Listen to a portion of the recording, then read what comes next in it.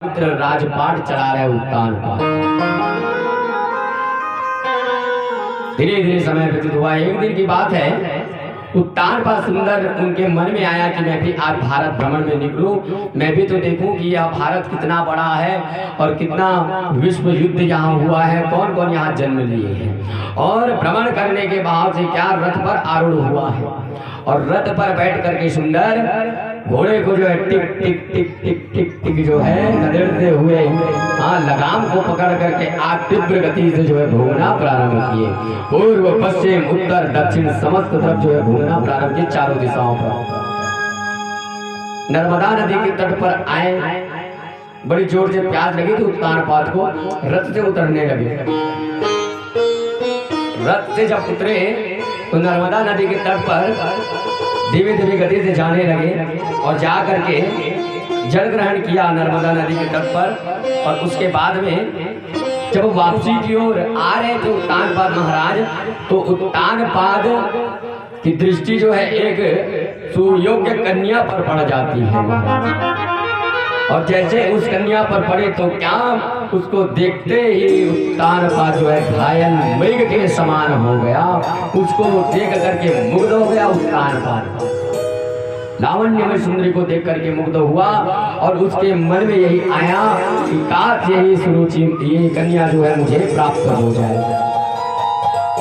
वह कन्या भी धीमे धीमे गति से उत्तानपाद के पास आने लगी। उत्तानपाद भी पास में जाने लगा, दोनों के बीच में मिलन हुआ। आज दोनों की जो है आंखें चार हुई महाराज, और जब नयन से नयन मिलने पर क्या हो जाता है महाराज, प्रेम संबंध प्रारंभ होता है, प्रेम हो जाता है महाराज। उसी प्रकार से आज उत्तानपाद जो है सुरुचि जो है उस कन्या की दृष्टि को जो है निहारने लगा, और कन्या भी उत्तानपाद को जो है निहारना प्रारंभ किए। नयन चार हो गया महाराज। पलक जो है झुकाने लगे, तब कहने लगे कि हे स्त्री, हे कन्या, तुम कौन हो, और यहाँ नर्मदा नदी के तट पर तुम क्या कर रहे हो देवी? कहने लगे महाराज, मैं वरुण की कन्या और मेरा नाम सुरुचि है महाराज। तो आप कौन हो? मैं इस पृथ्वी का सम्राट उत्तानपाद, स्वयं वो मनु का जो है बड़ा पुत्र उत्तानपाद हूँ, अयोध्या का राजा हूँ। अच्छा हे देवी, जब से तुमको देखा, देखते ही तुमसे प्रेम हो गया, और मैं यही चाहता हूँ कि तुम मेरी जो है धर्म पत्नी बन जाओगे। हाँ, तैयार हो जाती है सुरुचि महारानी। अब इसके भी नाम का बड़ा ही तात्पर्य है महाराज। सुरुचि अर्थात जिसको देखते ही जिस पर मन रुच जाए वही सुरुचि है महाराज। हाँ, मन रुच गया उत्तानपाद का, मुग्ध हो गया, भूल गया वह संकल्प जो अपनी सुनीति रानी को दिया था, क्योंकि सुरुचि जो है मन को रुचने वाली है और सुनीति जो है नीति नियम वाली थी। हाँ, आज सुरुचि के साथ जो विवाह किए, कौन सा विवाह? गंधर्व विवाह किए महाराज, और गंधर्व विवाह करके रथ पर आरूढ़ हुए। रथ में बैठा करके ना सुंदर और रमेश कहा, घोड़े को जो है खदेड़ते खदेड़ते भगाते भगाते भगाते भगाते राज्य में पहुंचे। और जब राज्य में पहुंचे तो हर तरफ क्या आश्चर्य, वहां के लोग देख रहे हैं महाराज की कौन राजा है और कौन रानी कहां से आ गया।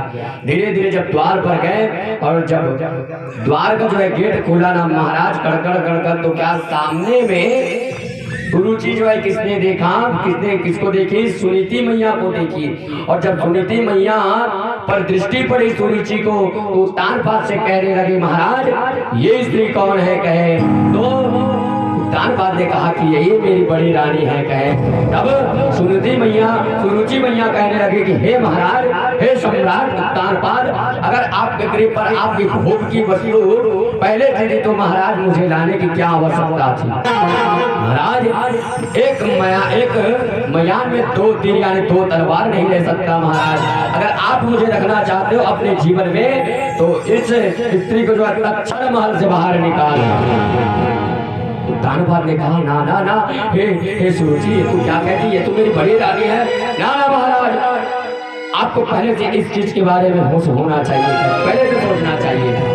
हाँ, ना ना ना, हे सुनीति, सुरुचि, जरा सी गौर करिए, मेरी बड़ी रानी है, बड़ी सेवा करती है, फिर भी आज नहीं मानती। ना महाराज, अगर आप इसको रखना चाहते तो फिर मैं चली गई।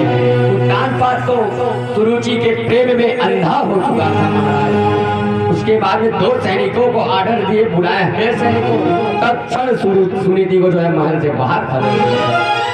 जैसे निकलने की बात आई, सुनीति मैया चरणों में गिर गई, कहने लगी महाराज के स्वामी ये आप क्या कर रहे हैं महाराज, मुझे महल से बाहर निकालते। ना ना महाराज, मैं आपके यहाँ महाराज काम काज करके जी लूंगी, दासी बन जाऊंगी महाराज। ठीक है हे बहन सुनीति तू आई है ना, हे सुरुचि तू आई है तो ठीक है, तू ही बड़ी रानी बनना, तू सम्राट की महारानी बन जाना, मैं दासी बन करके आपकी सेवा करूंगी, लेकिन मुझे महल से बाहर मत निकाल। मैं कहाँ जाऊंगी कहाँ जाऊंगी, बहन तू समझ जा। तो आज सुरुचि ने कहा हे दासी, तू दासी है और दासी रहेगी, दासियों का कोई स्थान कहीं सम्राट महल में रहता है ना, ना ना, दासी का स्थान तो महल के बाहर में है महाराज। इसको मैं क्षण भर के लिए नहीं देखना चाहती, तत्क्षण बाहर निकाल गए। आज हाथ को पकड़े हैं 2 सैनिक और क्या घसीटते घसीटते आज सुनीति मैया को जो है महल से बाहर निकाला। बार बार पुकार करने लगी महाराज मत तो करो महाराज, ऐसा मत करो महाराज, मैं आपकी सेवा करूंगी महाराज, मैं आपकी गौ माताओं को जो है क्या खाद्य पदार्थ इत्यादि खिलाऊंगी महाराज, गौ माता की सेवा करूंगी, पूरे महल को जो है क्या काम करूंगी महाराज, नौकरानी के समान रहूंगी, दासी बन जाऊंगी महाराज, लेकिन आप मुझे महल से मत निकालो। आज लेकिन उत्तानपाद को क्या मोह के बंधन से पट्टी बन चुका है। हाँ यही धृतराष्ट्र है महाराज, धृतराष्ट्र के समान अंधा हो गया उत्तानपाद, केवल स्त्री के मोह में महाराज। आज सुनीति मैया के नीति नियम को भूल गया, मन तो रुच चुका है सुरुचि पर। आज घसीटते घसीटते महल के बाहर लाया और फेंक दिए, जिस प्रकार से किसी गड्ढे को फेंक देते बाहर, उसी प्रकार से आज सुनीति मैया को फेंक दिए। तब हाथ को पोंछते पोंछते आज रुदन करते हुए उठना प्रारंभ की, हे विधाता हे नारायण, मेरे भाग्य में तो पुत्र नहीं था, संतान सुख नहीं था नाथ, लेकिन आज मेरे जीवन से पति को भी छीन लेना, ठीक है गोविंद, जो मेरे भाग्य में है ना वही है ना। इस प्रकार से आज अपने आप को कोसने लगी। और ये सब घटना प्यारे भाई बहन कोई बाहर का नहीं, ये हमारे भारतवर्ष की बात है। धन्य है जे भारत को। आज सुनीति मैया अपने भाग्य को कोसने लगी, कहने लगी कि विधाता जैसे मालिक तू चाहता है वैसे ही मैं रहूंगी नाथ, इस शरीर को मैं त्याग तो नहीं करूंगी, क्योंकि यही एक शरीर है जिसमें आपका नाम लिया जाता है। आप चिंता ना करें नाथ, चाहे दुख मिले या सुख मिले, लेकिन मैं अपने जीवन को ऐसे जीऊंगी। समय गुजरा है और जंगल जा जा करके आज सुनीति मैया जो है लकड़ी इत्यादि ला करके खदर का जो है क्या कुटिया बनाई महाराज, और कुटिया बना करके अब जीवन यापन यहाँ करने लगे। हाँ धीरे धीरे समय गुजरता, महारानी सुनीति इधर राजमहल में क्या नया नियम जो है बनवा दिया गया सुरुचि महारानी के द्वारा। समस्त मंत्री सभासद मंडल में कहे कि हे मंत्री मंडल तुम सब सुन लो, 5 बजे के बाद जो आए उसके लिए दरवाजा बंद है महल का। हाँ जो भी अगर रहना चाहे, जो भी बाहर गए हैं वो 5 बजे से पहले आ जाए, अन्यथा दरवाजा बंद है, चाहे वो महाराजा सम्राट क्यों ना हो। नए नए नियम लागू कर दिया गया और सुनीति को तो महल के भीतर प्रवेश करना वर्जित है, और जो भी उसे महल के भीतर प्रवेश करेगा उसे जो है क्या मैं मृत्यु दंड देवा। ऐसे आज मैंने कहा तभी महाराज पहले इस कथा से पहले कि एक नारी जो स्त्री को स्वर्ग बनाती है, और यही एक नारी सुरुचि है जो आज महाराज के जीवन में आ जाने के बाद नरक का गामी बना रही है। इस प्रकार से आज महाराज दिनचर्या जो है बदलना प्रारंभ हो गया। वही एक समय था कि महारानी सुनीति उत्तानपाद के साथ सुख समृद्धि से रहती थी, और आज वही का समय है जो आज सुरुचि के द्वारा महल का राजपाट चल रहा है। मात्र उत्तानपाद नाम बस के राजा हो गए हैं, और इधर सुनीति मैया रोते बिलखते जंगल जाती आती तो भोजन पकाती, एक नौकरानी और दासी की भांति जो है जीवन यापन कर रही है महाराज।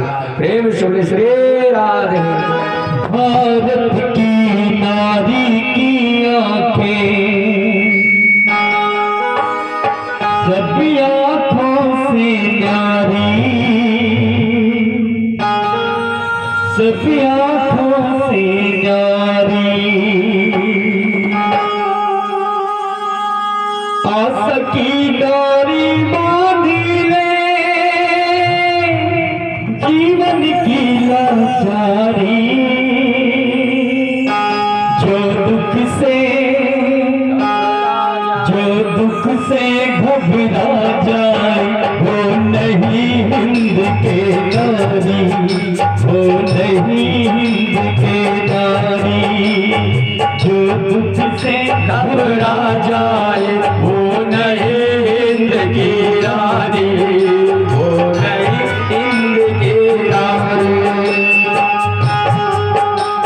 अच्छी बात है, भारत में ही ऐसी स्त्री हुई है जो अपने दुख को स्वयं सहती है और किसी से कुछ नहीं कहती। महाराज सुनीति मैया अपने भाग्य को कोस रही है और वह भी लग रही है विधाता से, भगवान से, हे ईश्वर, हे विधाता, कब तक तू मुझे दुख देगा? मैं सहने के लिए तैयार हूँ, कभी ना कभी वह तो सुख का उजाला जरूर आएगा।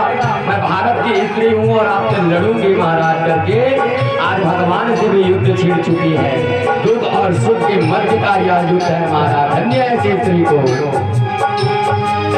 मदिरा मदिरा मदिरा मदिरा मदिरा मदिरा मदिरा मदिरा आज रात के सुन ले बात हमारी, सुन ले बात हमारी। जो दुख से घबरा जाए वो नहीं हिंद की नारी, वो नहीं हिंद की नारी। जो दुख से घबरा जाए वो नहीं हिंद की नारी, वो नहीं हिंद की नारी।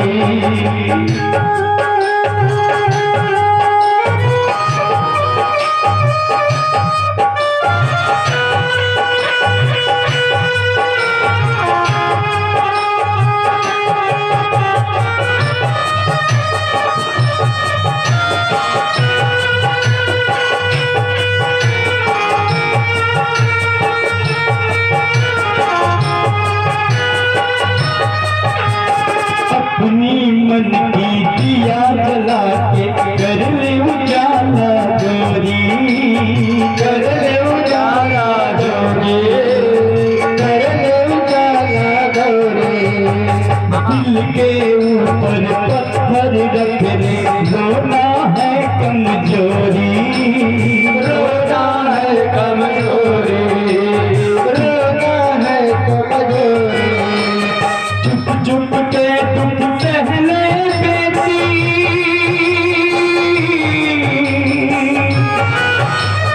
चुप चुप के दुख सहले बेटी, तू कर ले तैयारी। जो दुख से घबरा जाए वो नहीं हिंद के नारी, वो नहीं